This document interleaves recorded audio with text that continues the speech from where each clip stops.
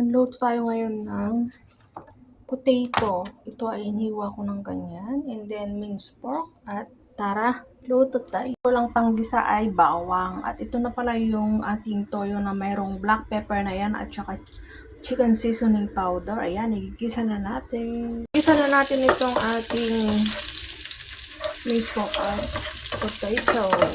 Ayan, naamoy na yung Ayan. Inuna ko muna inilagay yung potato. Mga kamami. Gisa ko yan. Then sunod natin itong meat. Ayan nga. Isusunod na natin yung ating meat. Ito. Ayan. Ayan. Igisa na natin. Igisa natin. Ayan natin ng black pepper. Ito. At konting chicken seasoning powder.